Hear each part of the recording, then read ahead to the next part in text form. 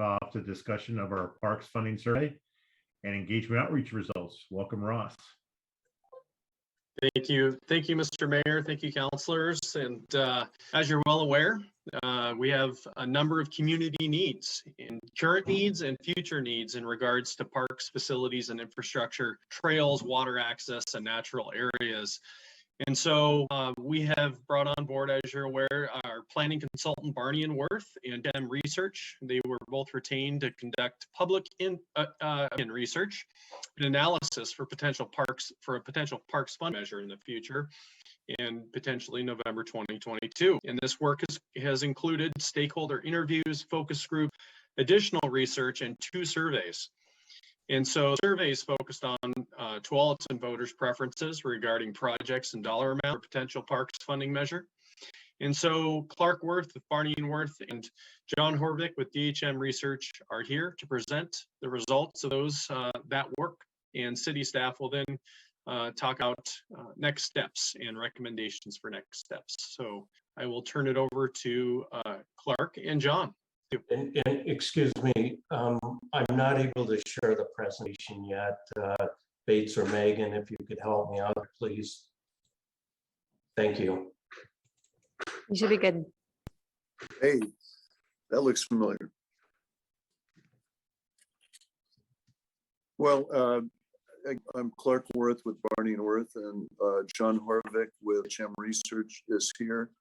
We're the 2 people who have done most of the work on this with some other staff involved.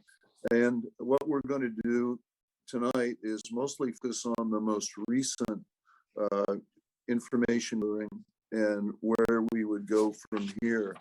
If you have a slide there.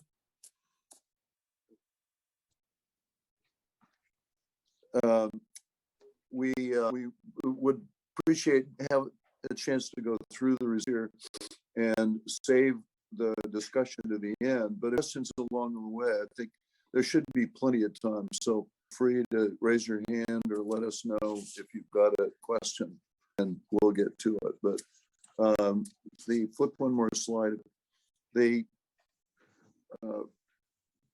You heard mentioned from Ross here, some of the work that's gone in. Interestingly, the opinion research really has on over a period now that's longer than 2 years. So it was pre-COVID, going back to January 2020, during COVID, in 2020, after COVID, if there is after COVID, late last year. And so we'll show all the results of that. But there actually has been an amazing consistency with the results, I would say, surprising amount of consistency with the results. And we'll be able to go through that. More recently, the stuff highlighted there in green is what will be the focus for our presentation tonight, which is a phone survey that was conducted in February and March. That was, John will talk about the methodology, but randomly selected voters. And then at this time period, an online survey where we reached almost 900 people who were not randomly selected, but most of them parks users. With that, I'm going to turn it over to John to talk about the telephone survey research. All right. Well, thank you, Clark, and thanks to all the good folks at Tualatin. Glad to be working together again with you and to be able to share results. I'm going to walk through sort of how the research went, so sort of bigger picture, and then finally the parks questions. And then just maybe real quickly, as Clark was saying, a survey of 300 voters in the city of Tualatin. We used multiple approaches to reach them, including traditional live interview telephone calls. You're probably familiar with using what we call a text online approach, where folks are randomly selected to and sent a text message with the link that they can take the survey on their smartphone. They can send that link to another device if they chose, but most are going to do in their smartphones. It's really important to have multiple ways to reach people nowadays. Folks just would really rather prefer talking to someone and others not. And if we just rely on one methodology, we risk missing an important audience, particularly those who are under 45 and answer a telephone call. And so it's important to have multiple methods. I'll talk about the methodology in Q&A if you want, but feel good about the sample. We talked to a lot of folks representative of the voters in the city. Feel very positive about that. Questions we just ask top of the survey, unprompted, before they know what the issues are going to be discussed, is just what's the most important issue in Tualatin. They can say anything they want. It's open-ended. Just listen, put into categories so we can track things. Number one issue is not going to surprise you. It's transportation, 36%. It's nearly 3 times more than the next issue mentioned, which was crime. And then the third was housing ability. We also, as Clark said, we did some focus groups back in November. This is quite consistent with that, particularly with around transportation. I'll note that these views are somewhat different than what we're hearing in other communities. Transportation in particular is much higher than we're hearing in other places in the metropolitan area. Again, that's probably not a surprise to you. Crime is about where we're seeing, maybe a little bit lower than we would say in Portland or Gresham. And then affordability is there as well. What's missing here from this top 3 is homelessness, which is definitely what we see in other parts of the community. Usually, in most parts of the metropolitan area, the number 1 issue. So much there. Anytime we see something over 20, an open-ended question like this, here we have transportation 36%. That's a real signal that's a key issue for voters, because it makes, again, anything that they wanted here. And so that as many as a third or more transportation is certainly notable.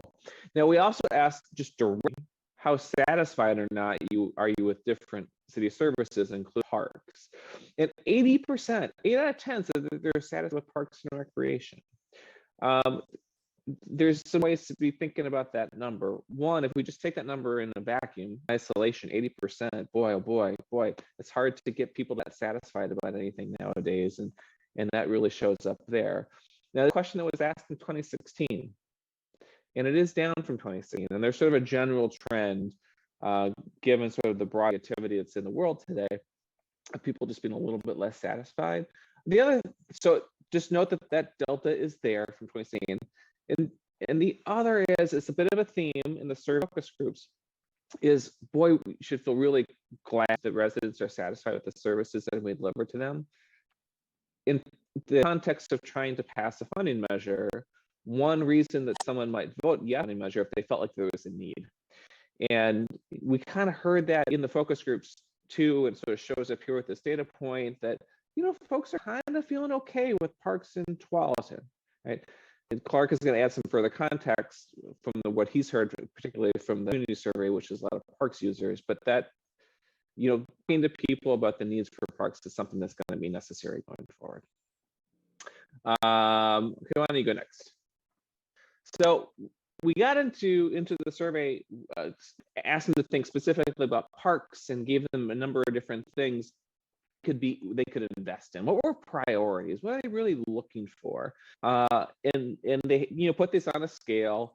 And here we're calling out the ones that had the highest percentage of high priority responses. And the top things were about upgrading lighting, restrooms, and safety features of existing parks. Onto that idea of existing parks here. A majority of 12 voters, that's a priority, a high priority. Next was constructing new walking and biking that connect parks, schools, and shopping areas. 49% that's a high priority. The next sort of kind of point down, which was, we did ask people about both existing parks, maintaining, improving, and creating new parks in areas of the city that don't have them. You'll see that when asked to think of those two, 51% said, gosh, my priority is really invest parks that we already have. 32% said investing in new parks. Now, 32% is not zero. I mean, that's a chunk of the community, but is clearly a priority relative to the voters overall. And that idea of investing have and connections, by trail connections, is really a theme that came through in the survey, and definitely was a theme that came through in the focus groups as well. So there's consistency across our two research studies that we did. Next. So we wanted to begin to think about how would we talk about the investments that could be made on. And so we gave people some message and asked if these were good reasons to support a bond measure or not a very good reason to support a bond measure. Here are the top three. One, Tualatin is blessed with natural and wildlife. The bond will ensure that these are protected and that they are accessible to everybody. And I probably would emphasize and circle accessible. We'll get back to that in a second. The second one was that Tualatin should be a fun place to live for children to grow up. Investing in our park will bring many years of joy and happiness to the people who live here, creating this positive emotion, connecting to people's values, kids, a positive sense of the community and where it's headed. Okay, that's number two. And then the third message was the bond will fund walking and biking trails for recreation and connect to parks, schools, and shopping, make it easier to move safely around the city without getting stuck in traffic. Really connected back to that number one issue that they said at the top of the survey before we knew talking about parks, which was transportation. Right? There's this idea of connections, accessibility, connecting to the place, being optimistic, connecting to things in nature. These are the themes to build a campaign around. And so the core messaging themes here are just sort of some key words, connections, again, accessibility, nature, children, joy, and those transportation benefits. So those are the things that they were really looking for and prioritized and valued. And then I do just want to give you a sense of the bigger picture of what else is happening out there. This is some national, so start nationally. And there's this regular surveys asking people, are you happy with your life? Are you not happy with your life? And the first time in these national surveys, more Americans said that they're not happy. Okay. So you can just sort of see the drop from 2018 to 21. This is from a survey, I think, in December. And that's what's happening nationally. It's happening in Oregon, and we'll see some degree happening in Tualatin as well. There's different ways to ask this question. You go next. So one of the classic ways to ask it is, all things considered, is Oregon or Tualatin, is it in the right direction, or are things off on the wrong track? See there in the green that 51% of Tualatin voters say that the city's heading in the right direction. Small majority, a majority. Although if you look back to a survey in Tualatin 2017, it was 76% said that the city's heading in the direction. Now you'll notice that the wrong track number doesn't jump very much. So people are moving from right direction to gosh, I'm not sure. They're not yet into the wrong track category, but there's a 25% point drop in that right direction number from 2017 to 2022. Now I'll note, and this is something to, I suppose, pat yourself on, is your numbers are a heck of a lot better than other places in the state. I just pulled out a few here for the purposes of this presentation, but in January 2020, so just a couple months before your survey, just 8% of voters in Salem said that Salem was heading in the right direction. In December 2021, and I've repeated this multiple times already in 2022, I haven't updated this, but in December, just 9% of Portland residents said that it was heading in the right direction. And then in a statewide survey in February, which has also been repeated since then, just 18% of Oregonians said that the state was heading in the right direction. All to say is that Tualatin's in a better place than a lot of communities, but it is lower than it was before. And just sort of the mood electorate is broadly negative right now. And that's the advice we're going to have to convince people that investing in this important city asset would be of high value and a priority for them. And I think we learned from the focus groups what are the best ways to make those connections. I'll turn it over to Clark. Thanks, John. John was talking about the statistically valid opinion research that he's been doing through a telephone survey, where a lot of effort goes into getting response, a balanced response, and weighting so that there's not an overrepresentation of people of a certain age or level, et cetera. And what we did at the same time John was doing that is we did a survey that's just the opposite of that. It really truly is not representative in a lot of ways.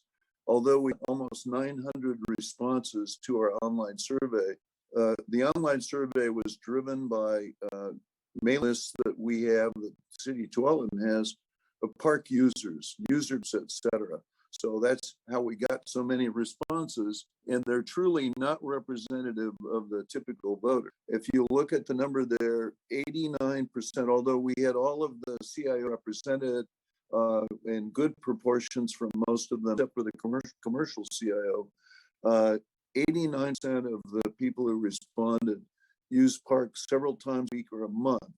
And that compares in the population to less than 25% of the population. So these are users. Also characteristics that might make them different is that they're typically parents of school-aged children.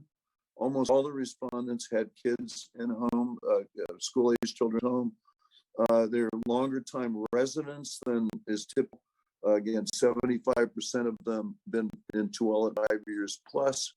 And the activities, however, that they report on actually do match up pretty closely what we see from the population generally. And what we find is that most people use parks for walking, running, etc.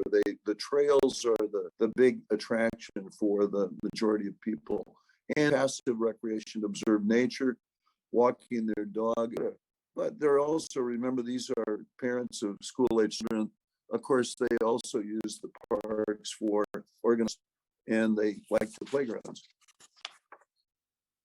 In terms of the projects and what's important, we asked the question that John posed too, a variation of, which is, should we be focusing on improving parks in your own neighborhood?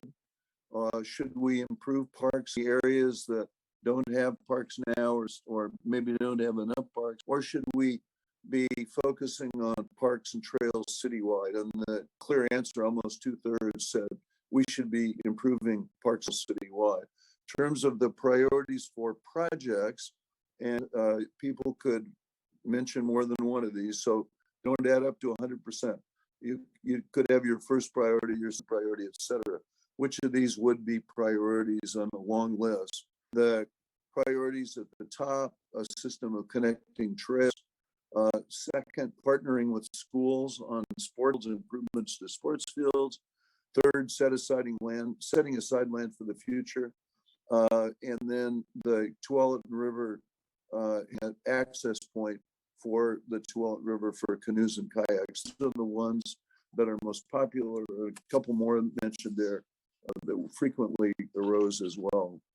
And again, all of these, a third, in some cases, almost 2/3, put that on their priority list for projects. We asked a question about funding. I mean, this is all about the acceptability of funding. And these are park supporters, parks users, park supporters, really. And 41% said they would strongly support a parks funding measure. We did not, in the survey, put an amount out there. We just said, would you be willing to support a property tax increase to do this? And 41% said they would strongly support it. Another 20% said they would support it with some questions or reservations. So I don't think that necessarily adds up to 69%. And remember that the other important thing about this is these people we know who are a subset of the total population voters. These are the most active park users. So this, if you will, this is our political base. These are people we expect to support us. Vast majority of them, in the end, with a campaign, we would expect them to be on board for it. Compare all of this, the new stuff, the John's phone survey with the online survey results. So we had flipped one later. It all adds up to the priority still seeming clear about what people would like and investing more in parks. On the goal side, creating a walkable, bikeable community. Second, maintaining parks, promoting high quality customer service, the maintaining parks versus new parks. And then third, expanding access to parks where it's lacking. They investments that people are willing to spend their money, connected trails, updates to existing parks, nature parks, and then the other leading priorities for investment are listed there. Another, so flip one more slide if you. Another point is that, again, place where it seems clear, if we look at the swing voters, the ones who aren't completely convinced, the most popular projects continue to be connected trails, park renovation, again, versus new parks, and playground equipment. Those are things that ring the bell. And then we have some idea which types of projects are a little bit less popular than the others. They flip one more. There you go. The conclusions from this, we also know from John's work, we know about the acceptability of a certain level of funding. In John's telephone survey, the idea of ballot measure funding was tested 3 times. The first time it was, would you be willing to pay more property tax to improve the parks? The second time we introduced an amount, and the amount we introduced was $125 a year, which would support around $40 million of improvements.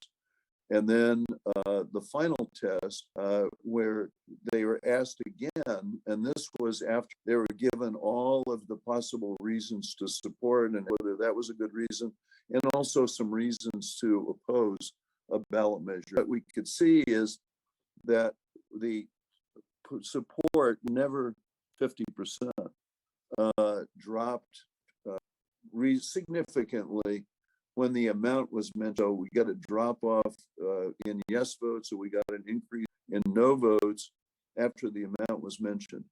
And the final test, after again, we gave everybody the arguments that we could come up with and had them weigh arguments for it again, that did not significantly increase the result. Where that takes us here, one more slide.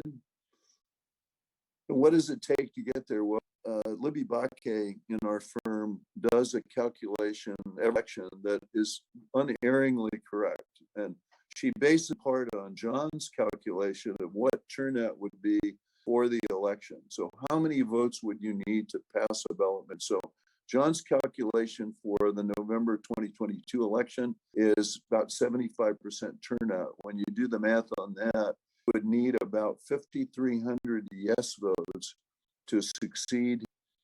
So the formula to get the 5,300 votes includes one, which you're well under the wood with, is community-driven public engagement, and that is, going all the way to your parks master plan. I think it's convincing amount of public engagement all the way up to present with almost 900 people responding to the community survey.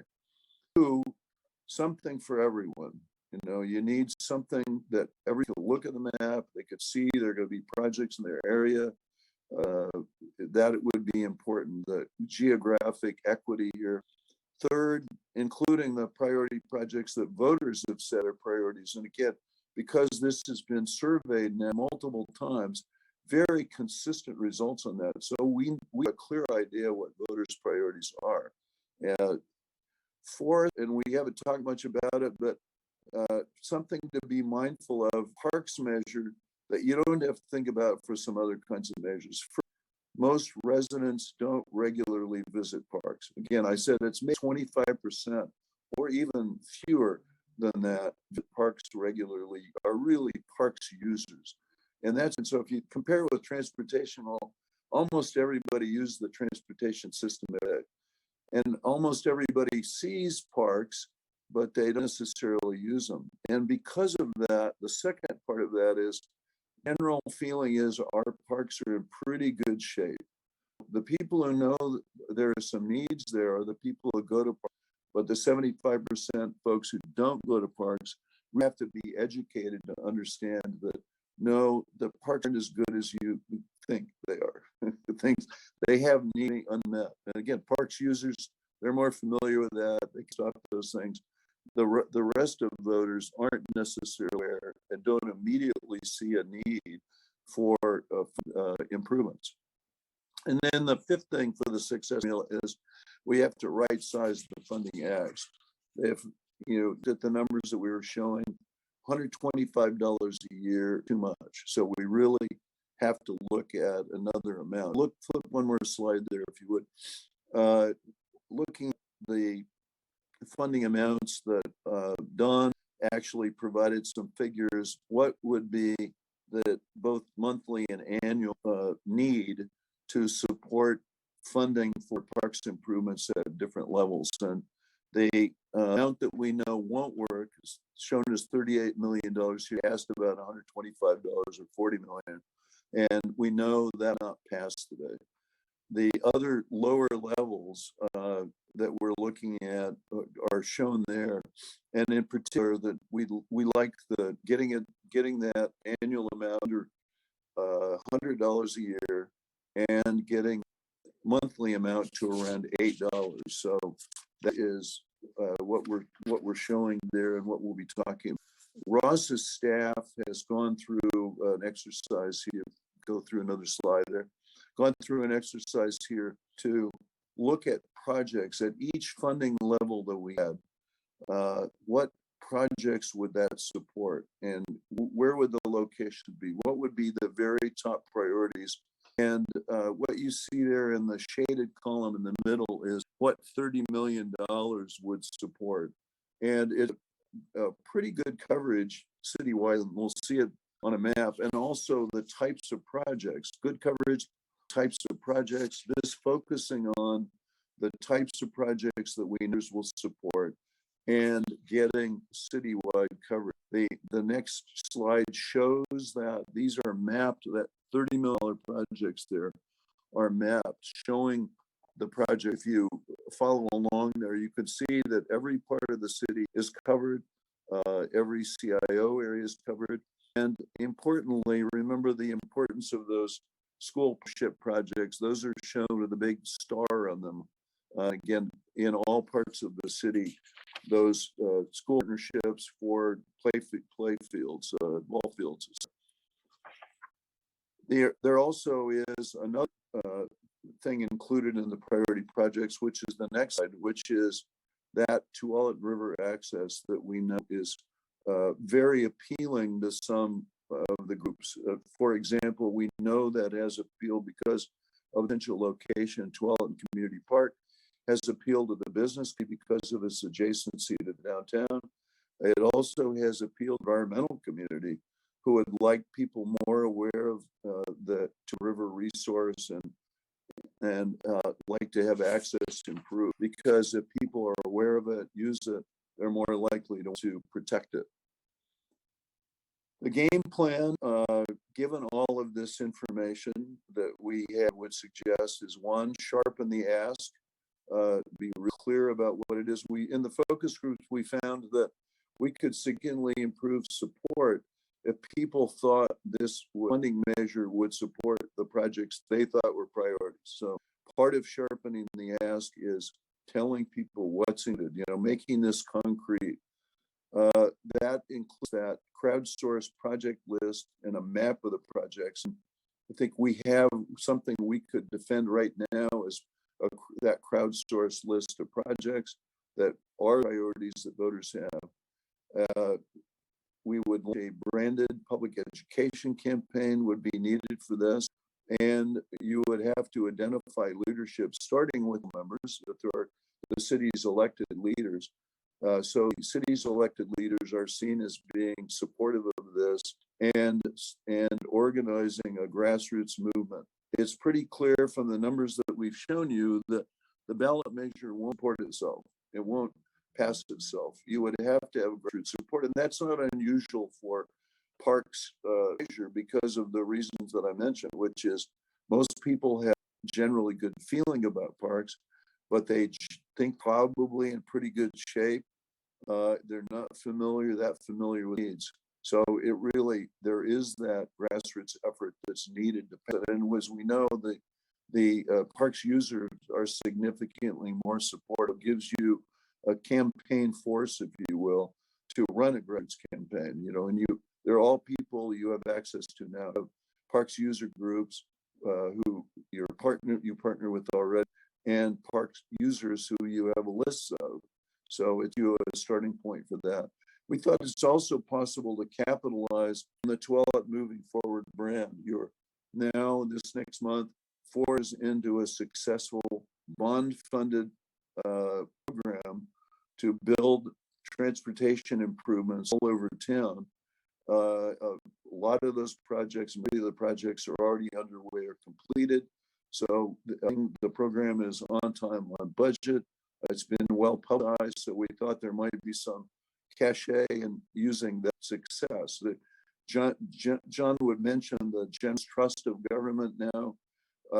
In Tualatin's case, it looks better than in other communities in Oregon. And I would say part of the reason for that is you guys have done such a great job of communicating what it is you're doing, letting people know how their money's spent. That should carry over to a parks campaign where they know a little less. Again, everybody uses the transportation system, not everybody uses parks. So it will take a public education campaign. It will take a solid ballot title as well. I always hate to say this. I cringe when I have to say it, but 85% of the people who vote on a money measure, the only thing they have read on the money measure is the ballot title, what's on their ballot. So if you realize how important, if that's the fact, you realize how important the words that you put on that ballot title are. And that there's a ballot title and supporting information, but those are crucial words. Most people do not read past that stuff. They don't do research on it. They don't look at this pamphlet. They don't read in the newspaper. You're getting newspaper publicity. So you really, that importance of that, I just couldn't underemphasize the importance of that. And then finally, get out the vote. You have people who you can identify who clearly support this measure. They will feel like that's some input and what the priority projects are get included. And so you obviously, of 75% who are going to vote, you want to make sure your people are there. So that getting out the vote is crucially important as well. And mentioned a branded campaign. There isn't one yet, but you have the potential to all moving forward to brand it that way. Or the next slide, you could also brand it other way, better parks, better paths, something for everyone. There are other ways here too. If just look at the map, I think it's already that with the work that Ross and his staff have done, it's very compelling that at a glance, people could see that there are projects in this for them. And this, if you think about it, it's very similar to the way that Tualatin Moving Forward was moved forward back 4 years ago. This is the way that Tualatin Moving Forward was done, with that list of geographically dispersed projects of different kinds that address priorities that voters had told us about in traffic congestion, improving traffic congestion, improving traffic safety at the neighborhood level, and improve access to schools and parks. That's what voters told us the priorities were. That's what your whole campaign was focused on, and that's what the city has delivered for transportation. The calendar here, the green part is where we are on the calendar now, and the last months have been devoted to research and developing this crowdsourced voter priority list of projects. The next things coming up here are developing funding requests in particular, then a ballot title that would support that. If this council decides to move forward with this, the schedule is you would be working in May and June to draft a ballot title, and have to take action on it in July, August timeframe to get it on the ballot by September for the November election day. I think that is it. It's open to questions, discussion, and Ross or Cheryl want to say something, but again, I think from John's observations and our, it would be, this is something that you will have to have a grassroots campaign to support. You will have, council members will have to be in a leadership position, as they were very much were for moving forward the transportation measure. Step, I would say, but it's a visible leadership from the council to make this work, and then partnerships with these different user groups who will drive a grassroots campaign again. The advantage of parks, unlike transportation, is to have built-in groups to support a grassroots effort here. And Ross has been in contact with a number of them, and I think there's at least head nod support, and I think the verge of roll-up shirt sleeve support. We use those groups that get 900 surveys back, and I think the same groups you would be using in a campaign to get the ballot measure passed. All right. Thank you, Clark. If I can, just what we would recommend is to do precisely what Clark and John recommend, and that is to develop that prioritized list of potential projects, sharpen the ask, specifically identify what that package would look like, what it would include, and what the right dollar amount is. And do that by facilitating a community conversation with key stakeholders in our community, from our business community at the chamber, our aging task force, T Park members, arts committee members, trail users, river access interest parties, and athletic groups, and bring that group of community members together for a task team, if you will, or a committee that would then bring a specific package, as specific a set of projects as can possibly be developed, and we would then meet over the next 4 weeks or so and bring that recommendation back to you, Council Mayor, once that work is concluded in accordance with the timeline that Clark presented. So that would be a staff recommendation at this point.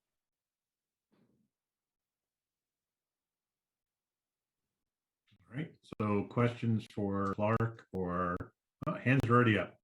I think Council Brooks was up first, and then Council President Grimes.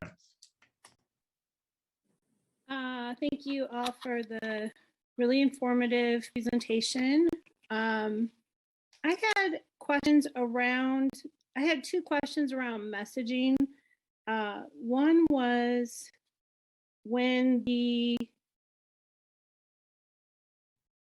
is it helpful, or would it be helpful to,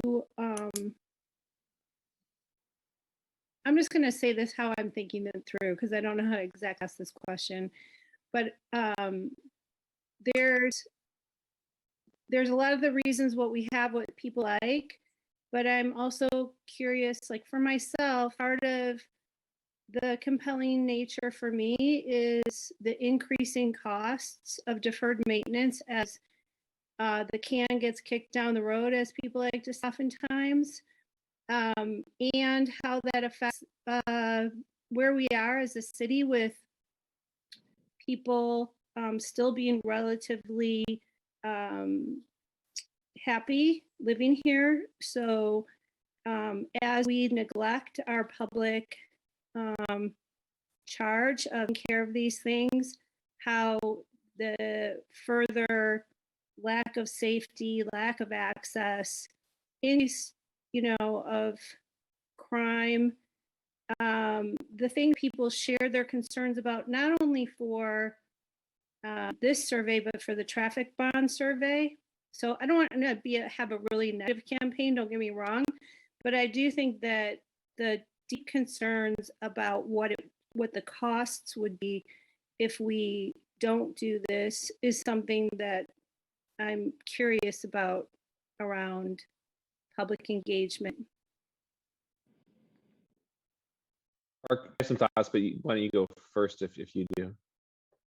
Sure. I would say that sort of messaging that's probably is going to be important for some small engaged community groups and civic leaders, but not a broad message for the average voter. The average voter wants to hear something optimistic and hopeful, wants to know how this is going to benefit their direct lives. And, and I think the ways that we thought it's going to connect trails, it's going to make things more accessible, it's going to create opportunities for kids. That is the message that's going to be most attractive to the typical voter. And then I'm sure among, some, folks that you guys are interacting with on a personal level, whether it's, a chamber of commerce or an editorial board, that those sorts of things you mentioned, Councilor Brooks, are going to be persuasive as well. That's not what I would lead with typical voter or a broad public messaging campaign. And then the other side is underscoring things people are concerned about generally, and with the city, and with the traffic bond, like safety, well lit, those types of things, the high side of the deeper concerns, and protecting our investments. I'm just curious about, don't get me wrong, I am not disagreeing with the messaging at all. I love connectivity. I do think that it's really interesting to me that the nature piece of it is up in mind, but I also know, people are concerned with crime and things like that. I think that taking care of our parks well helps with those issues. Right. I definitely think you have to be prepared to answer those questions. It comes up and says, boy, we are really dealing with transportation here, and I'm concerned about crime. What is bond measure going to do with that? To be able to respond back about these connections that are going to be created, the investments in safety in the parks is definitely what I talk about. I don't think, again, Clark, you feel free to disagree with me, but I think you want to keep the broad public messaging positive and be able to answer questions about concerns that people have. But I think people are looking for the benefits that they're going to be getting, not reminded of necessarily the concerns that they have. But Clark, please push back or add. I think the safe, well lit, things like that play well. We heard about those in focus groups. I think those are in talking about your project list, emphasizing that your project, what are the benefits they deliver? Well, they deliver some of the benefits that you don't have to talk about crime because you can say well lit. Exactly. The safety is, people talked in the focus groups about concerns about safety of playground equipment, and so I think there is a way to talk about these proposed improvements that does check a lot of boxes in months. Thank you. Yeah, and the clean and stuff. Then my other thing was more for Rob. I was just curious, when you were talking about the different groups that you're outreaching to, there's also going to be students involved, especially with the people, those kids that are really involved with the leadership for the environment. Thanks, Counselor. Yes, sort of in preparation for the possibility of forming a group, we've reached out to youth leaders in our community already, and we have also reached out to almost exclusively Spanish speakers in our community who we've previously connected with, that we would like to ensure that are a part and have a voice in this process as well. Thank you. Council President Brooks. Brooks? Council President Grimes. Hello, everyone. Thank you for your presentation. There was some really interesting information there. I had two different questions, if I may. My first question touches on the park utility fee that we recently passed.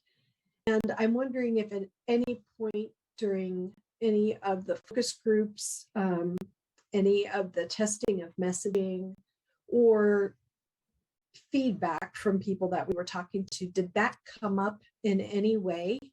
And I have kind of a part A, part B to that question, which is, when you mentioned the $125 a year threshold above which people were not comfortable, Sherilyn, correct me if I'm wrong, but wasn't the park utility fee approximately $6 a year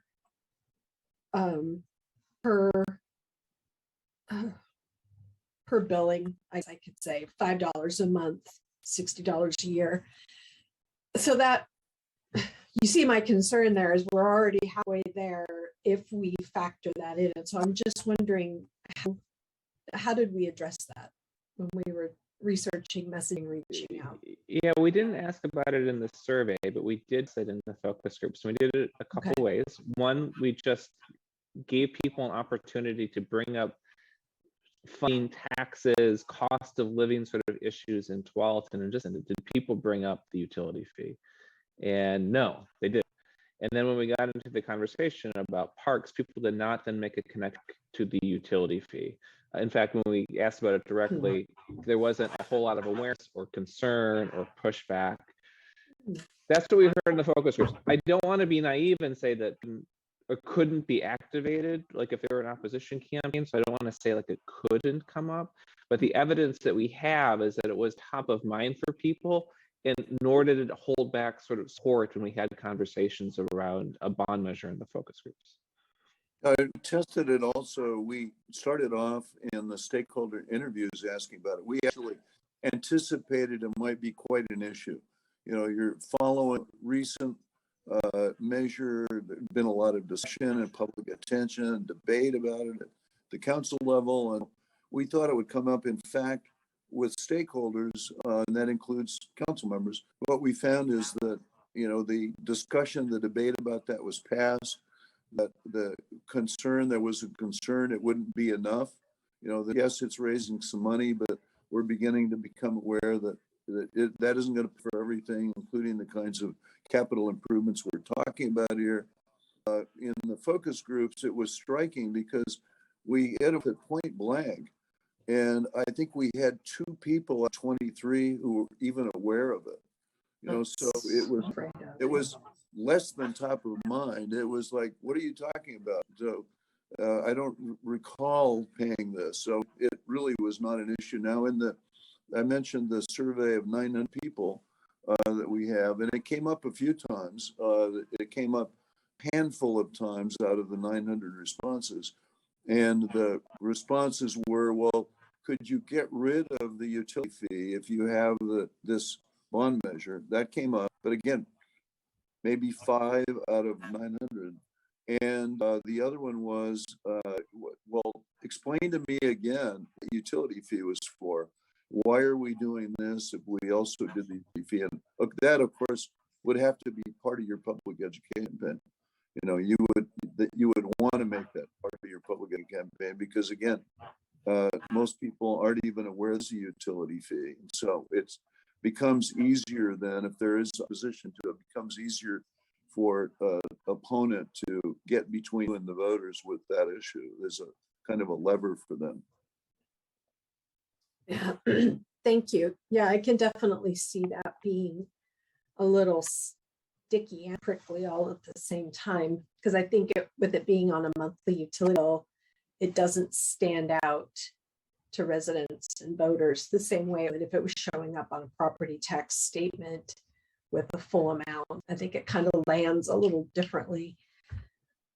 Okay. It's been in place long enough now that you could give a progress report too. I mean, here's what we've done with your money, which of course you have a good tally that's happened with that, the projects that have been completed with that.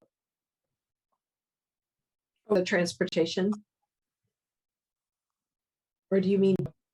Or the your parks. The fund.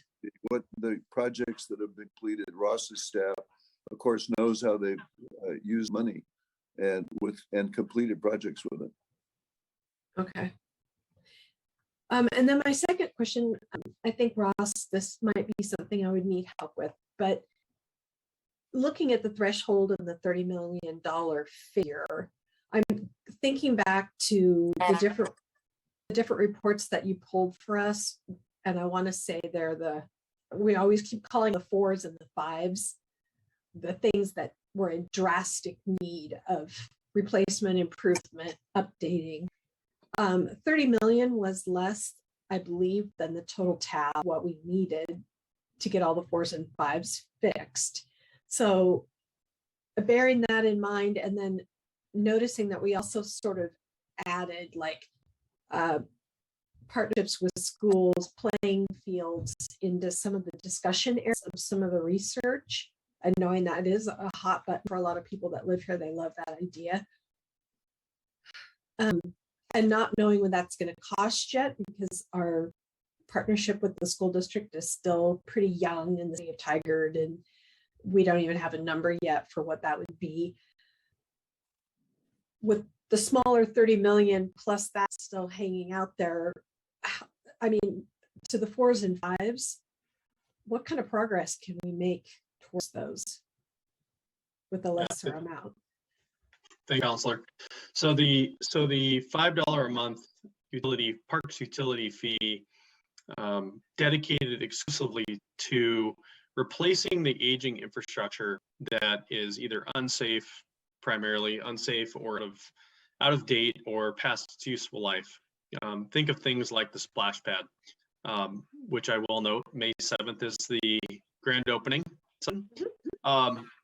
So replacing those types of infrastructure, and that's on an ongoing basis. So every year the city gets money, goes into a fund, and there's a pretty significant list, as you mentioned, of assets that need replacement.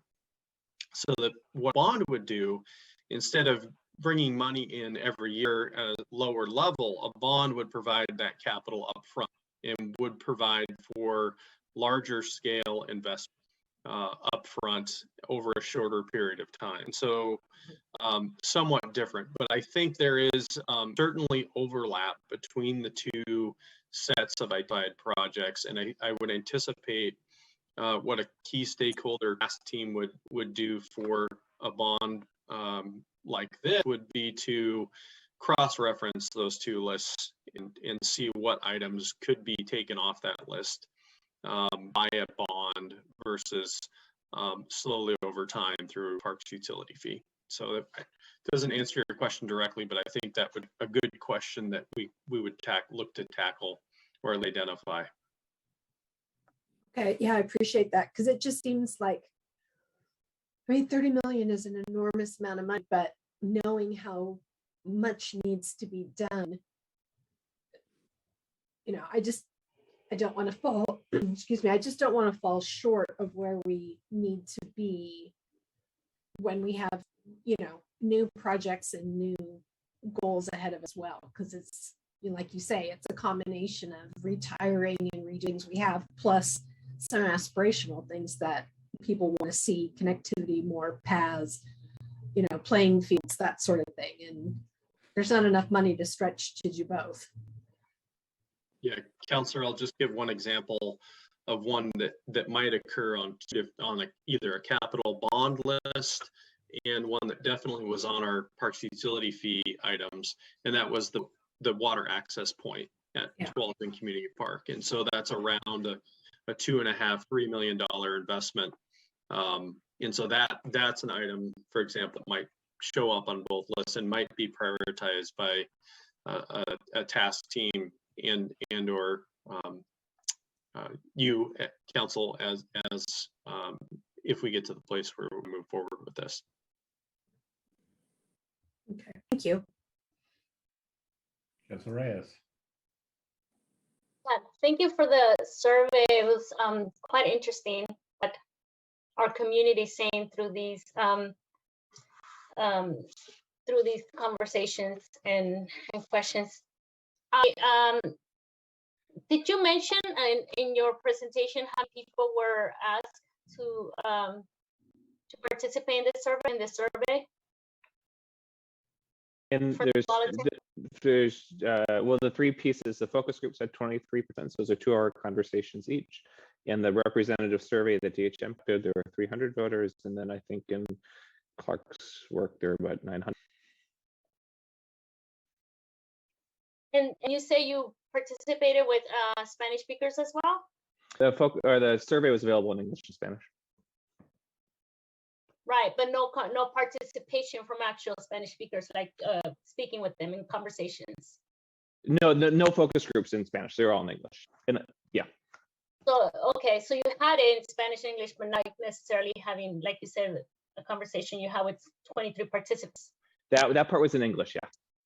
So that's a you're bringing up something I'm not sure you're probably going to ask another question as well, but just something really important to acknowledge, that there are some community groups that we heard very little from, and need continued outreach to hear what their values and prior needs are and how they're going to think about this as well. We did get some responses to the Spanish language surveys. Both surveys were translated to Spanish, and we did get some Spanish language responses. Okay, I understand. Thank you. I'm just kind of like, I was in a group not that long ago, and it's just, and I participate actually in these groups and now since I discovered them, and there are about 20 women or 25 women that speak both languages here in Tualatin, and I think this would be a great focus group for these kinds of conversations. I'm just kind of like, I just want to understand what people are thinking and what different, how you include everyone. That's why I asked that question. I also feel like I'm not, yeah, the message with the way of doing this, if we want to want the rest of the community to support, because $65 or, and I saw value of 280. So if your home is value of 280, that's where you start paying, right? The 65, which was the minimum. So a lot of, like, if we are going to think of having a bond this year, maybe in 2 years, I'm suggesting 2 years, there's so many that those county is doing in November. I mean, I'm just hearing a bunch of stuff that are happening with the community colleges, and everything adds up. So, and I'm not speaking to like the surveys, because like the people that did the survey, I mean, like my fellow councilor members, there are a lot of bonds out there, a lot of proposals to fund, and so $65 may not be a lot for just two of them, but then you add 65 from the county, 65 from the sheriff, 65 from, so now you start thinking about, do I, want to use $65 to eat or buy food and pay gas so I can go to work, or do I want to, like, I mean, people have to make choices now, especially now, and I'm sure that when the survey happened, the gas prices were not as what they are now. The food is not what they are now. So I think we take in consideration all that's happening now that might affect people's decision in whenever we put this on the ballot. And that's just my take. I think that I always see it like, oh, it's only $5 and only that. It's like, consider all the other bonds that are happening this November or even next. So I that's what I'm thinking about. That's where I'm, and not, like I said, I'm speaking to my fellow council members and the mayor, that we have to think about that, whether this is going to be a message that's going to push people away, or is it, because of all the stuff that are happening around the county, and not just Washington County, Clackamas County, so Multnomah County, which, some people, we're more Washington County, but still, whatever affects them in Multnomah County will affect us here as well. So I just keep in mind of that. And the community, like the Spanish speaking community that I talk to, I'm bringing this information to them. They're now aware of what's going on. At first they know much about why the $5 fees, but then I feel like want their support as well. They need to know everything that's happening in the community, like an English speaker would know. So that's just my comment on this. Thank you. Thank you. Other questions or comments? All right, I've got a couple, three. So when, because I know the ask here is to, move forward a meeting of key stakeholders to refine the package. and you list off the members of certain constituencies of key representatives. I don't know how you do this, but how do you get representatives of the folks who are the majority, the occasional park user? Find out what they think is important or not, because my concern is you're going to have to pull the avid user of the parks coming up with this package, and he is where you stated in one of your slides, most of the people here and use it, or use the parks very frequently. So how do you get their opinion, what they think should be part of the package? My one question, and you don't have to answer that tonight. It's just something to think about. I know, how do you how do you find someone who's an infrequent user of the park who's willing to give up their time to help, talk about what would be important to them if they actually did use the park more often? And then I did your contrast with the transportation package, where it's kind of fundamentally a different kind of bond ask. That everybody, as you saw, complains about the traffic and transportation here in the city. So we have way more commitment to it versus a sliver of the population, if you will, that are avid users of parks and looking for improvements. But my main question is, the way I read this is most folks are interested and willing to pay for improvements to our existing infrastructure and adding things to it or bringing it to speed, maintaining it, getting additional trails, fixing the equipment. They're really not interested in expanding our parks per se, and as you mentioned, not interested in land acquisition, building new parks, or doing the higher aspirational projects in the parks master plan. Do I understand that correctly? Am I interpreting it right? I think there's some exceptions to that. One of them is the nature parks thing, that theme. The other one, access to the Tualatin River, come up as you're not doing now, but end up as being, I think, the potential for showcase projects. And then mentioned earlier, the school partnerships, again, not current part of the portfolio, but definitely has broad appeal. Something that makes sense for improved service, saving money at the same time.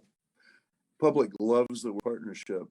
That has great appeal, and in this case, you have tangible benefits that get delivered with that. Improvements to sports field, more access, better sports fields, lighting, et cetera. So, right. No, I agree with you on that, because that solves the playing field issue that we heard about several years ago. The lack of playing fields. If this partnership goes forward, then we have a greater variety of fields available between Tualatin and the school district to offer folks. Okay, and then on slide 13, the yes/no. So the discussion we had, this seemed a year or two ago. What is that magic percent of yes that is where, your firm feels comfortable? I know it's way more, it's way high. Isn't it like it's north of 55% before you think it's going to pass? Because looking at that 48, 44, 46, that doesn't fill me full of hope. But how, with this focus group, and you're successful, and I know that's what we're going to work on, how do you get that to the number of what, 56, 57? What is that magic percentage? I can't remember. Well, just as a general rule, what I tell clients and I tell you is that you want to be north of 60% early on. And it's not that things always fall as you get close to election, but it's easier to pull something to know if it's controversial. There's an organized opposition campaign that it just is moved to yes. That said, that number is sort of based upon not having other evidence. That's just a poll number, often without any other quantitative research or stakeholder engagement. And we saw in other places, like we saw in the focus groups, that people could be moved if they understood more about what projects could be funded and how to connect their values and priorities.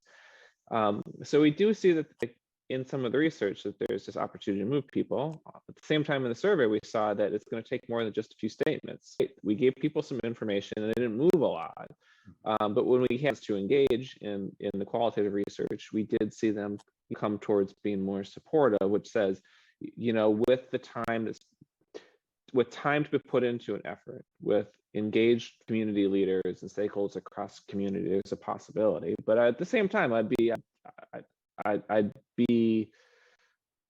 like clear-eyed where support is. It's not 60%, right? Yeah. It's 45%.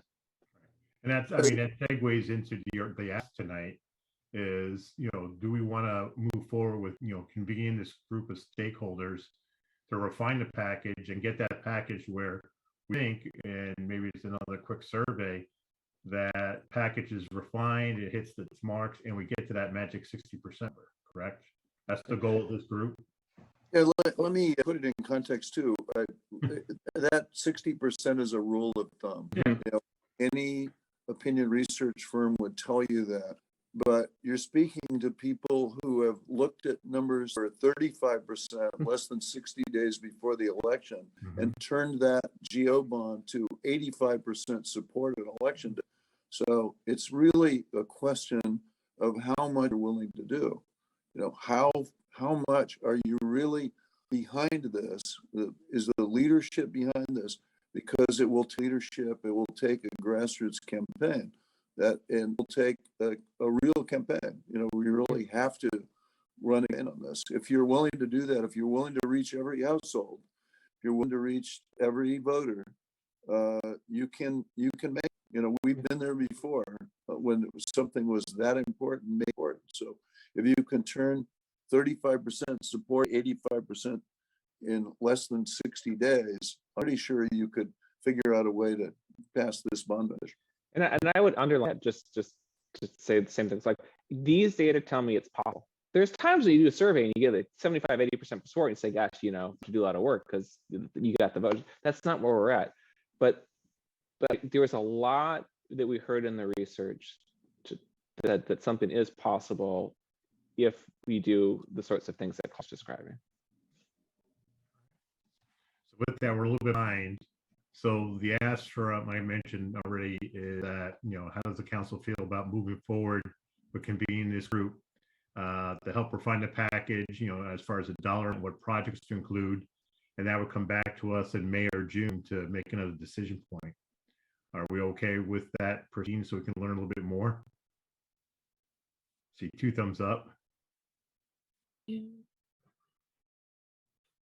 looking at Councilor Reyes and Council President Grimes.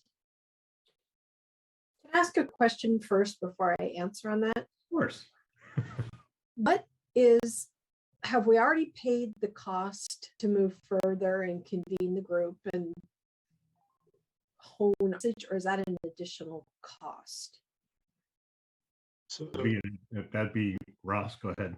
yeah, Councilor, city staff will convene the group and lead the group with city staff supporting that, infiltrating that discussion, and so that's current. It's in our budget, our budget for staffing for those types of things. Okay, and then do we know, by the time we go back to this, say in June, will we have a sense of cost estimates for some of the co-projects we were doing with the school district? We do have some ideas about costs for projects on school district property in partnership with the Tualatin School District, and some of those estimates were given to us in our Parks and Recreation System Master Plan, and so we have those. Obviously, need to be adjusted for inflation, but we do have those costs from our consultant MIG. Okay, all right. Well, I'm good with moving forward to the next step. If with those 2 things in mind, I'm good with that. Councilor Reyes? I'd say yeah. I'll raise my hand. Right. So proceed and fine tune the package and see what you can put together that you think the community will support and we could stand behind. Not saying necessarily in November this year, but like Reyes said, that's something that we all can rally around and be supportive of sometime, if not November, shortly after. All right, so with Thank that, we'll go on to our next item, which is going to be led by Don Hudson. It's our nonprofit corporation low-income housing tax exemptions. Discussing what that is and what we have to. Thank you, Mayor and Council. Let me go ahead and share my screen here. This is always fun when I'm working screens to make sure that you see what I want you to see. Can you see the presentation there? Okay. So thank you. So why are we here this evening? That's kind of the first question. So we have a request from SEPA, or the Community Partners for Affordable Housing, whether or not we're supportive of a nonprofit corporation low-income products exemption, which is covered under Oregon statutes, Chapter 307. It would also need to be included in city ordinances. The statutes require that certain criteria must be met, and then the criteria and that process is what would be included in a city ordinance and city code. So I'm going to go over it a little bit this evening and talk about what criteria is, what the process would be, and then what I'm looking for this evening is whether or not the council wants me to move forward and work on an ordinance and bring back to you. So first, the exemption criteria that would need to be met is the property must be owned a 501c3 or a 501c4 tax exempt nonprofit under IRS code. There are certain requirements that would need to be met if that corporation were to be dissolved, and what would happen to during the liquidation of their assets.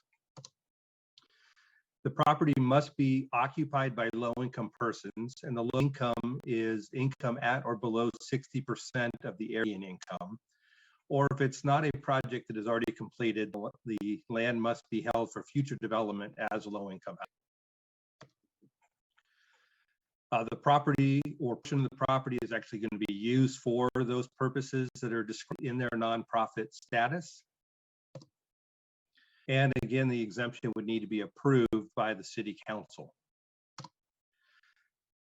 So the process would be there would be a filing annually by the corporation. There would be an application process, and the things that the application would be asking for would be the description of the property, the description of the chair purpose of that project, how that tax exemption will benefit the project residents, if the property is being held for future development as low-income housing, and then of that project. They would need to certify the income levels of low-income occupants of that project, and they would have to declare that they have did an exemption from income taxes under 501c3, 501c4. We would receive that application, and within 30 days, the council would need to determine whether the applicant qualifies for that exemption or not. If they are then determined to be qualified, then the city would certify that exemption with the county assessors. So the next steps would be that we would be communicating with the other taxing districts. These are, in this case, SEPA project is actually is within the Sherwoods district. If it were in other parts of the city, then we would be communicating with Tigard-Tualatin School District. So we would communicate with both school districts at this point, TVFNR, Washington County, because if you get 51% or more of the total rate of taxation agree to the exemption, then all taxing districts, the taxing levies of all the districts are exempted. We would be then coming together with a draft ordinance that would cover the application, the process, and we would bring that forward to you at a future meeting.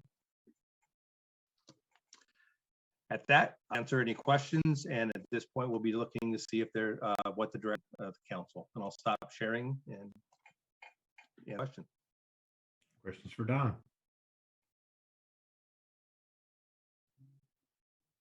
Council President Grimes.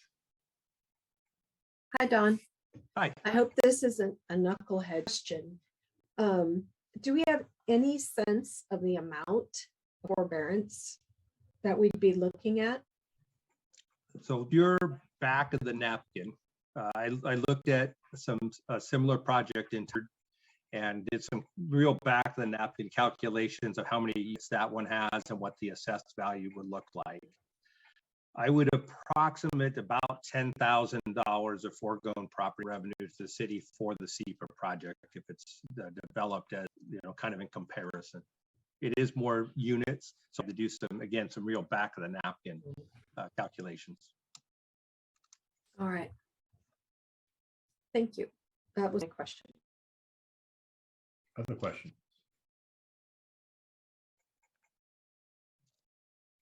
Charlotte. Don, maybe you can describe what the benefit is to a project like SEPA's, like how does that ultimately benefit them? Where does the benefit lie? Well, so obviously they're paying less on an annual amount in property taxes, so they would be able to, be one lesser cost that they would have to be paying each year. So the theory would be that they would be able to put that back into the project or into rents. It's just less money that they would be in pocket annually. That would go to low income. Council President Grimes, and then Councilor Reyes. Oh, thanks. I have another question. Out of the application process, would SEPA call out how they would use the benefit for the tax refund? I mean, would we be able to know if it was used for, maintenance or building new pieces or keeping the rents low? I'm just curious as part of the project so we can kind of have a sense of where the 10,000 annually, how they're going to use it for that project. Yeah, so the application, one of the requirements would be how they use that tax and how the taxation will benefit their residents. So that would have to look at part of this process would be talking to other entities that has in place. And I forgot to mention those around us, Beaverton, Tigard, Hillsborough, Washington County are among those that already have this in their codes. So I'd be able to reach out to them to get an idea of the application and what types of things they find on that or what they ask for. The other thing I was going to mention is that other projects, the Sherwood School District, TVF&R, Tigard 1210 have been exemptions of other projects around the area. So I would not anticipate that be a problem if we were going to them, but that would be something we would ask for concurrence. Councilor Reyes. Yeah, did you say it was around $10,000 annually, or? That's an estimate of the city taxes that would be foregone. Of course, there would be other taxing districts, so the amount that SEPA would actually, in this case, SEPA would say would be higher than that. That was just a calculated city tax rate. Okay, I'm the same question that Councilor President Grimes said about it would be nice to know what they're thinking of, how they're gonna use this extra money. And I mean, it would be nice for transparency purposes. Just, okay, we're not paying these fees, but we're using it to hire this or build it into the infrastructure and also. Thank you. Thanks for clarifying that. Other questions for Don? Councilor Brooks. Can you remind me how many units there are going to be?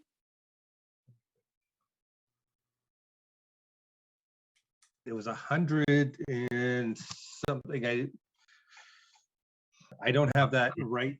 Well, let me see if I. It's varied between 103 to 110, depending on the latest design. But I think the last one I saw was around 103. Yeah, I think it tops out at like 116, maybe. Sounds right from when I was looking at this yesterday. And I think there's housing for families included in design. Yeah, there's a This majority of it. I'm sorry? A big chunk of it is 3-bedroom apartments, which is rare. Yeah. So I just wanted to, just because I've seen this project a little up close through the PAB, I just wanted to think about what, how this benefits, because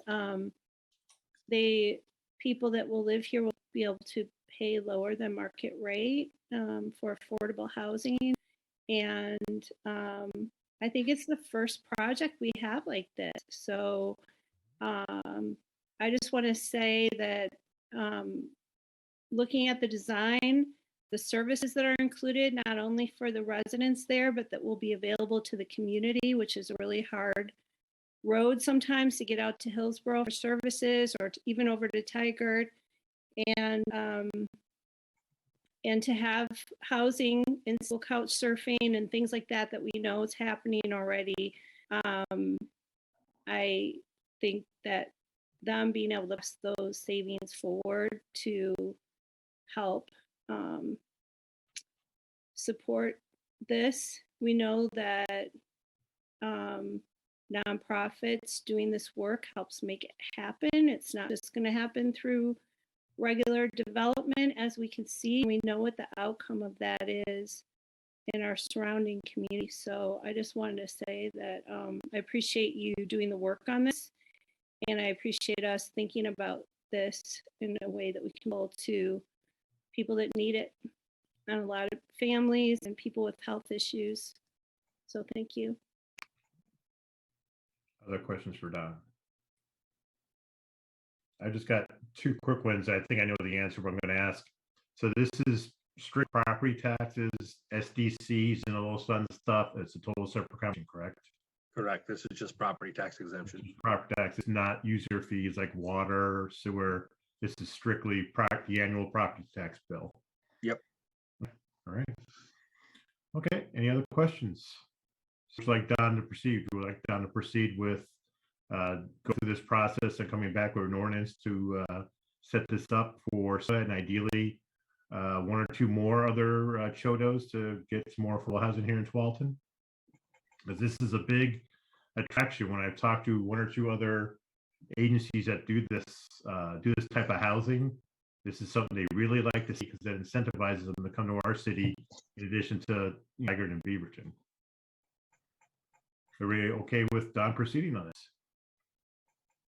Sure. Looks unanimous. So I will work with our either Chad or when our new city attorney comes on board, we'll get an ordinance put together and back in front of you at a future meeting. Terrific. Thanks, Don. Thank you.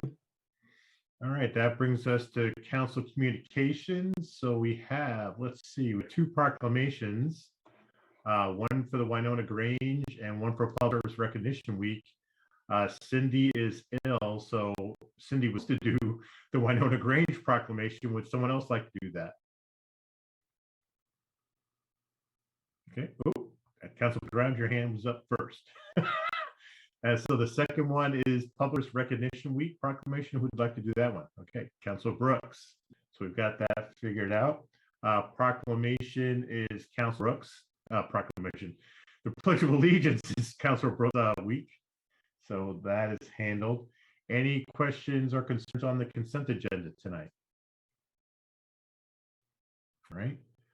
So with that, I'll go ahead and do our roundtable of council communications, and I'll start with Councilor Sacco. Thank you. Last Monday, I went to the diversity training opportunity put on by Metro. There was a great speaker that they had come and talk to elected officials throughout the Metro district, and I was very excited to go, and I hope to bring back a lot of what I learned to our new diversity committee that we are putting together. And then I also attended the tolling diversion committee, and really we spent a lot of time talking about how we can be, how we can best use our time together and really make a difference in the diversion issues that we have. And you know, we talk a lot about the issues with the parties that are making the decisions, but we're not getting a lot of traction. Of course, that diversion is kind of also a lot of its estimates of what's going to come. So how we can best, again, just make a difference and have our voices heard. So we are trying to formulate ideas how to make that happen. And, you know, is it that we have certain certain rights as a task force or as a committee to help make a difference with our diversion concerns. So more to come on as those conversations progress. But that's it. Thank you. Councilor Brooks. Thanks, Mayor. The first thing I want to mention is I am, really proud to be the first female chair of the Regional Water Provider Consortium. And one of the main things, and it's the same week as the public employee awareness that we're doing, promotion that we're doing later in our session, but I did want to say that it's also Water Week, and it's for drinking water, and I just wanted to acknowledge our water crew led by our new Public Works Director, Rachel Sykes. She's been really kind and has taken time to meet with me and help me do a good job leading in the consortium role. And I'm just very grateful for her leadership. I've worked now with Nick Westendorf, the Deputy Public Works Director, specifically for quite a while. Terrence Leahy, I think I'm saying it right, is the division manager, and he is one of the most enthusiastic, did a tour of the water. When I was here, he's one of the most enthusiastic I've ever met. And then there's Alan Cox, Luis Lara, Gio DePaz, Emmy Castro, and Quinn Wolf, and our water crew. So I just wanted, I think a lot of times this is the kind of public employee where you don't want to know their names because it means that there's been some huge catastrophe with our drinking water. But with all the storms that we've had, the way that the region collaborates around our affordable, safe water and the amount of work that people do in crisis and then day-to-day to help with resiliency, making sure that conservation, making sure that we keep having it in this growing time with limited resources, and the creativity and collaboration in our region, and led by our leadership here at the city, even regionally, is something to be really proud of. And I'm really proud of it. And I just wanted to really raise that to the rest of council too, because I know you guys don't get as much a chance sometimes to work with these guys. So I just want to thank them and thank Rachel. And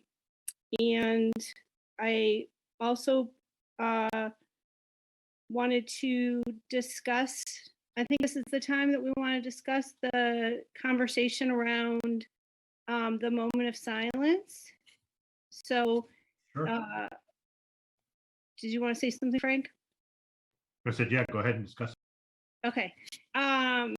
So, when I first brought up the moment of silence, it was very interesting that I brought up and then lost somebody before we did the first time we did it personally in life. And I really appreciate the council's unanimous support in taking that moment and really honoring people that we've lost and that are suffering in this moment before we just go on to the course of business, especially when things were so tight at our hospitals. And I wanted to bring up if we wanted to continue moving forward with that, or there was someone had brought up to me that maybe it was time to not do it anymore, but I wanted to be, if we did decide to do that, I want to be very transparent in the conversation and very honoring, especially of our frontline workers and our healthcare providers that are still under an incredible amount of stress during this time, as we all have been. So I just want to open it up for discussion to hear what people thought. And I'm happy to go either way. So, Councilor Brooks, I guess the question is to continue with the moment of silence or not. And I just saw Councilor Sacco's hand up. I'm kind of there with you, Councilor Brooks. I can go either way. I I personally feel if there are folks that still want to hold that space, I don't see a downside to holding that space for people who feel that they need it. And therefore, I could go either way as well. But again, if there is a strong feeling, even by a few folks that still need that space, again, I don't see a downside in holding space for a traumatic experience that we've gone through in the last 2 years. That's where I stand. Council President Grimes, how do you feel? Helpful, I guess. It's not. I mean, it's nice to it's good to honor and give that respect. But I'm also on the same. If I just don't want to sound insensitive, but if we can, I guess things are seeming, they look more positive. So I'm a very positive person, so I'm always looking for like the positive side in things, no matter what disaster is out there. So I feel like if things seem positive, then it's almost like, wow, it's a victory that things are great. Things are 80% or 85% of our population in Oregon are fully vaccinated and boosted. I mean, for me, it's a celebration. So any moment to celebrate accomplishments are always good for me. And so I can either go whatever decision the council decides, but I think the positive, it's always cheerful. And I think we all need that. As we noticed, people have been, when we had that survey, how people are feeling, I don't want to continue on bringing that something that hurts all the time, or if this is hurting and brings back memories and people cannot move on because if we keep doing this, bringing up this memory, then I don't want to be part of that. I really want people to move on. So I'm conflicted. I'm either way, but I can see the positive side and I can see why we should continue. So yeah, and I personally lost friends, but I also, like I say, it's not about me. So it's about how the rest of the city feels. Either way. Right. Thank you. You can see kind of both sides of this, and I understand the sentiment about being in this, be ready to feel hopeful again, because I think that a lot of people are looking for that now, but that doesn't diminish what people lost during the pandemic, and it also doesn't diminish the performance of the frontline workers and the healthcare workers who gave so much to everybody during that time. Could be something where maybe we adjust it, and rather than like a moment of silence, it's just maybe like an announcement off the top where we, acknowledge the line workers and how they did contribute and continue to contribute to the health and safety of our community and their extraordinary efforts during the pandemic, something kind of more along those lines, perhaps. But you're thinking the exact same thing I was thinking, that make it more of an informational moment, like maybe what happened in the last couple of weeks, as opposed to maybe a vaccine. I mean, I don't know how you would do it, but more of, like you're saying, information sharing. Is there a surge going on? Availability of vaccines, acknowledgement of people who are helping out, or if they're helping out. Because I think that'd be a good thing, because like before we started today, I shared with Sherlyn that, Hazelbrook Middle School switched to distance learning supposedly today, an outbreak. So, it's still occurring. So so I think it'd be a great information sharing kind of tool Yeah. that here's what's been the last 2 weeks, availability, like I said, availability of vaccine where you can get it. Here's what's going on with the latest surge or the latest mutation of it. As just an informational moment, like you're saying, aspirational moment to get more people vaccinated, availability of fourth boosters, how people feel about that. Just maybe riff on it, like you're saying, Council President Grimes. Yeah, I like that idea. And I think too that because it is something different and kind of fresh, that they're not just going to sort of glaze over it in a moment. And that's news to me. I didn't know Hazelbrook was doing that. And so I would be very grateful to know that. Yeah. So is that something that you want on Councilor Brooks and keep with it and do the bi-weekly search? I can, right. Well, and what I appreciate is if there is anything that people learn, I always look at the the Oregon Health Authority's bulletin and read through. If there was something that people heard about that I might not have heard about, if you give me a note on it, that would be great. And then I also think I did have a conversation just because I knew that Councilor Pratt wasn't be here. And her thing was just if we saw another uptick in death, like if we had some crazy mutation variant did slip under the vaccine, that would be a place to go back to, or maybe big numbers like when our country hits 1 million or something like that. I think information sharing would be terrific. Yeah, I think information sharing. Now I'm going to say that the next 2 council meetings, I'm not going to be here, so maybe somebody else going to kick it off. And I'm happy for anyone to do. I just holding those spaces is real easy for me as somebody that's worked with a lot of grief counseling, so that was just comfortable. So I'm happy to rotate it with people, or you know what I mean? Like I don't need to be the COVID person either.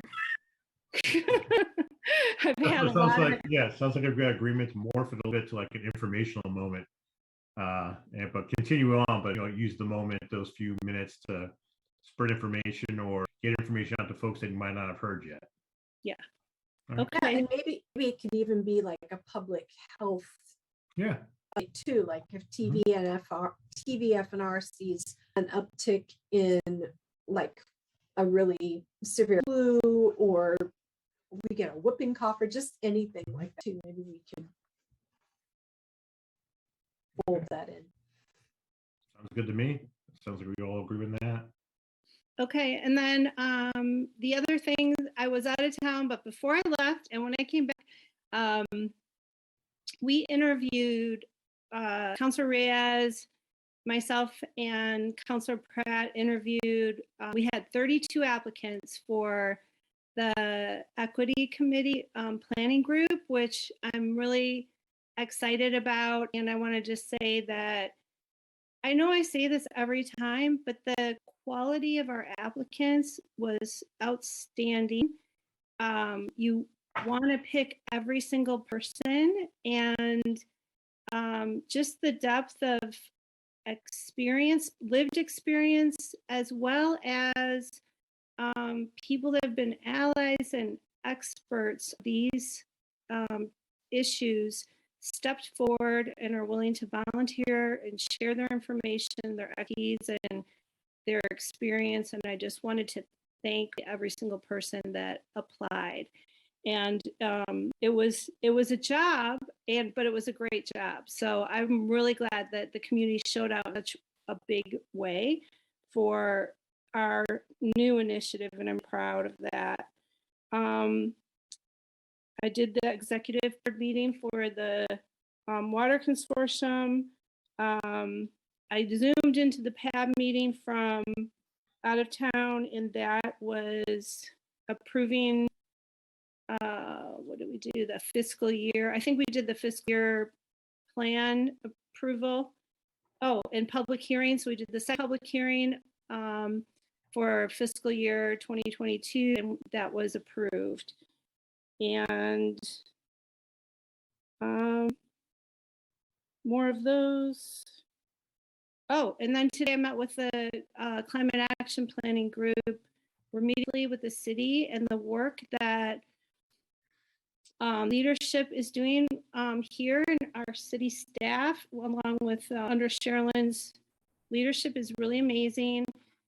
There's the emissions measurement tool has been agreed on and moving forward, and community engagement anticipated, I think they said in June, and they're gathering people and organizations together to look at how we're going to be messaging and collaborating in the community. And that's it for me. Thank you. Thank you. Councilor Reyes. Yeah, thank you. First of all, yeah, we, like Councilor Brooks said, we interviewed some great candidates for the equity, and we selected 15, and maybe in the next meeting or so, we would announce their names, and be nice to you know, see what they come up with, what kind of lines and ideas they have. But it was, as always, it's really difficult to pick people because everyone seems to be qualified, and I'm always impressed by the people that we have in our community. It's just amazing. On a non-council related, but kind of still working with Betsy on some for the to all Latinos. There's some ideas that we've been bouncing back and forth, and that's having like a Latino Business Alliance idea where we can have some of the Spanish speaking or Latino businesses or people that work within Tualatin to have these like kind of like a chain, like affinity group of people that kind of have businesses, and they want to learn more about how to start a business. It's sort of an idea that I used to go to in Salem. They have this thing called Latino Business Alliance. So instead of they have the Chamber of Commerce, and they have like this sub thing called Latino Business, and it's all like people that speak Spanish or want to reach out to the Spanish speaking community or anything that has to do with how do they can start business and education on that. So we've been talking back and forth with the leads down there in Salem, and maybe in the future we'll have something like that in our community where people who own businesses can come together and talk about how it works and what works, what doesn't work, and they tried and all that stuff. So it's like a little group that we want to start. But that's kind of like what's happening on that. But that's all. I mean, not a lot other than the Equity Committee, and I haven't heard from the other committees that I serve as far as Washington County. But I did want to say happy belated Earth Day. So thank you, everyone. Council President Grimes. Thank you. I haven't had a meeting since our last meeting. We've got Architectural Review Board coming up in, I think, 2 weeks, and then our East Tualatin CIO is coming up in, I think, just about the same 2 weeks. So that will be busy. But I did have one question that I would ask, and I apologize if we've talked about this and I somehow just spaced it out. But have we talked at all about resuming in-person council meetings down at the Pool Center? I'm going to bring that up under council communications during our council meeting. See, Man, you and I are just like, we're in sync. God dang, we are. Thank you. Yeah. All right. So quite a few meetings these last couple of weeks. Went up to the city of Vancouver on the 14th for the Meet the Mayors event. So it was a joint event between Greater Portland Inc. and the Metro Mayors Consortium. Folks in the development community can meet with the area's mayors. It also was gave the city of Vancouver the ability to show off all the new improvements they've done on their on the river. to show off all that work over the last 12 years and how much money and time and the results of, really massive economic development program that has done very, very well for the city of Vancouver. One of the things that I looked at particularly a lot was if you were in the city of Vancouver, behind Vancouver City Hall, it faces the river, and they have a railroad track, kind of like we were running back there. And they were able, over the 12 years, to convince the powers that be to get the money, talk to the railroad, and got federal government on board to actually raise the railroad tracks above the road. So now traffic drives below it. Imagine if we could do that at Walton Sherwood Road. Take those tracks and get them up so that the train doesn't disrupt our traffic on Walton Sherwood Road. That'd be ideal. So I took that away, but kept in the back of my mind that it did take them 12 years to get done. Then I went on the 15th, Councilor Hillier and I attended the Tiger Tualatin School District's Student Union Voice Summit. It was very interesting, where we had a collection of members of the journal school community, leaders, student union. We had government officials, parents, and TTSD leaders sitting down with students in a informal session discussing mental health issues, sexual harassment and assault issues, equity and physical safety / the SROs. It was a terrific discussion. I learned a lot about TTSD, learned a lot about what's going on in the schools, and what some of the challenges our kids are having at the high school. And we spent a lot of our time with mental health issues and the availability of mental health support. Students are still struggling to find mental health support at the high school. So I look forward to discussing with Dr. Sue what's coming down the pipe. That those folks that are having mental health issues and crises, they're very confused on how to get the support they need and where it's available. Those students. So, Dr. Sue was in attendance as well. The school board president, Ben Bowman. So I think I heard loud and clear from the students about that. And then the next, on the 18th, the Washington County Coordinating Committee. That was another interesting meeting because TriMet has this program called TriMet Forward Together Project. They're trying to envision the transit demand that come back with COVID on the wane, and getting buses out there. What kind of service changes do they need to make? And my question to them was, is this just a present look backwards, or are you looking way into the future? And they're not looking far in the future. They're just trying to figure out the routes they need to bring back that they've cut back over the period of COVID. I expressed my concern that you look forward as part of this, because when we have a massive need on Boones Ferry Road, down where the SEPA facility is going to be, Basalt Creek. We have all this development, the houses, the SEPA facility, the metro industrial area.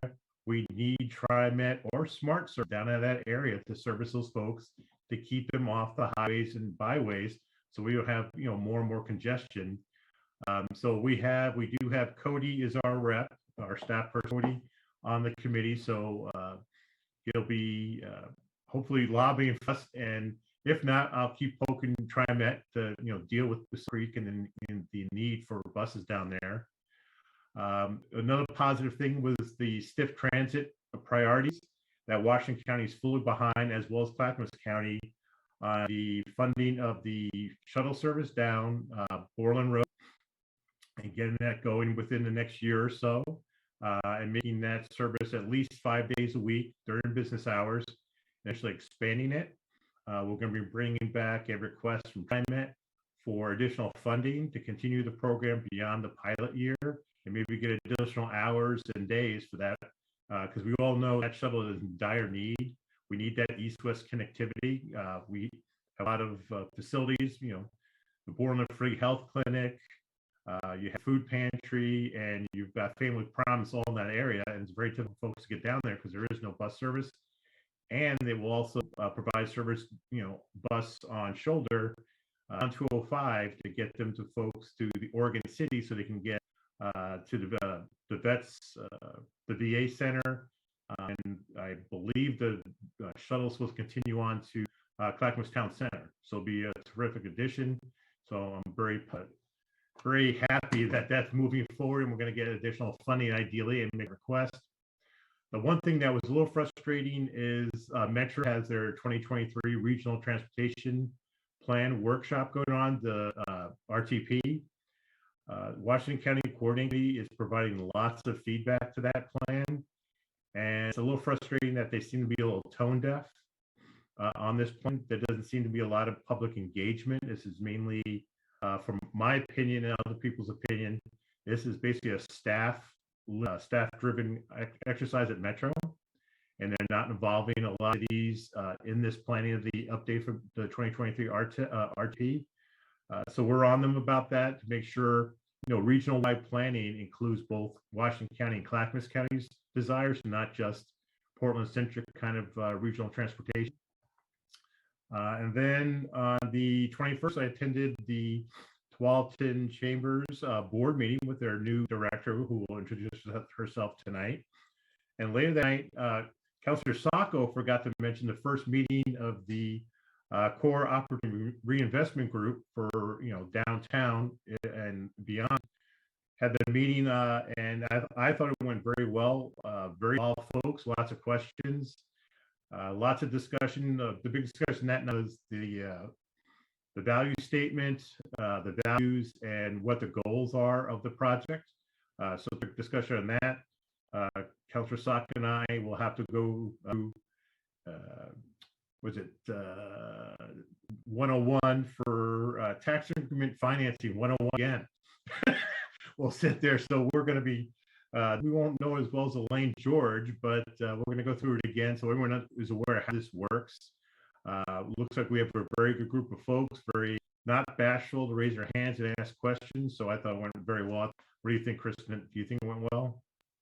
Yeah, absolutely engaged group of residents. I think it's going to be, everybody has a lot of ideas and they're already some out there. So I think it's going to be great. Yeah, there was no one being bashful that night, not at all.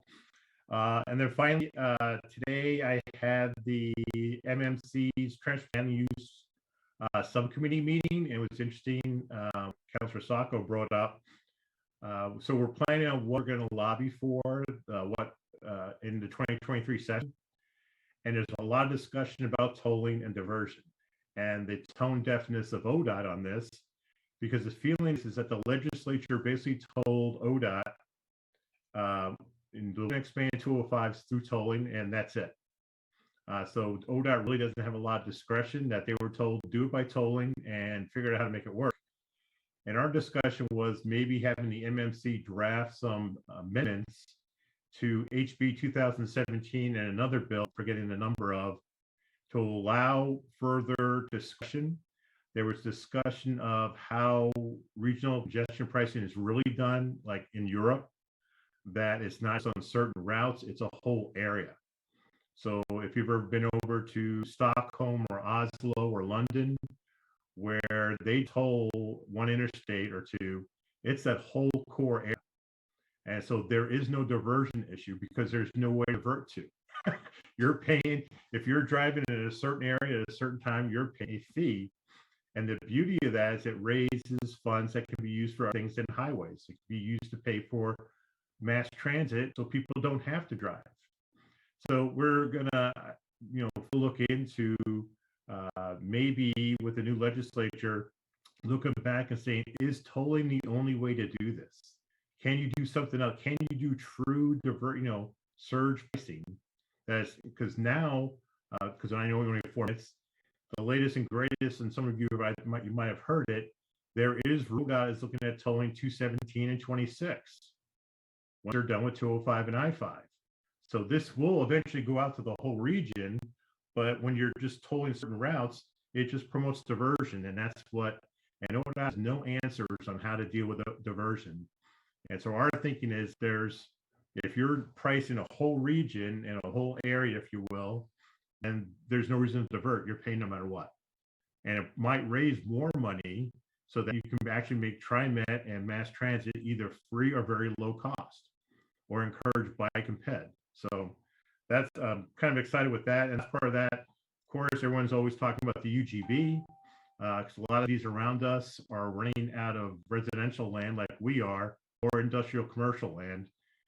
So it's going to be very interesting to see what through the election, where Metro goes as far as UGB expansion. And Sherilyn might know a bit more details than I do, but I've heard rumor was that Tigard asked for a UGB expansion of residential area, and it was denied by Metro as of today. That there was no need for residential housing, which we were all shocked on.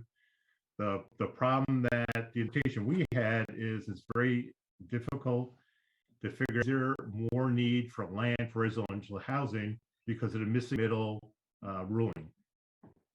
That if you could put more townhomes, quadplexes, triplexes in single family residential, will that solve the need for residential housing?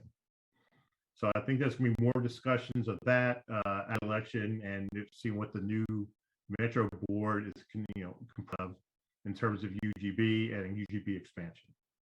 So I'll go ahead and conclude our work session, give ourselves a 2-minute break. We'll be back at 7 o'clock for our regular city council meeting. See you in a couple minutes.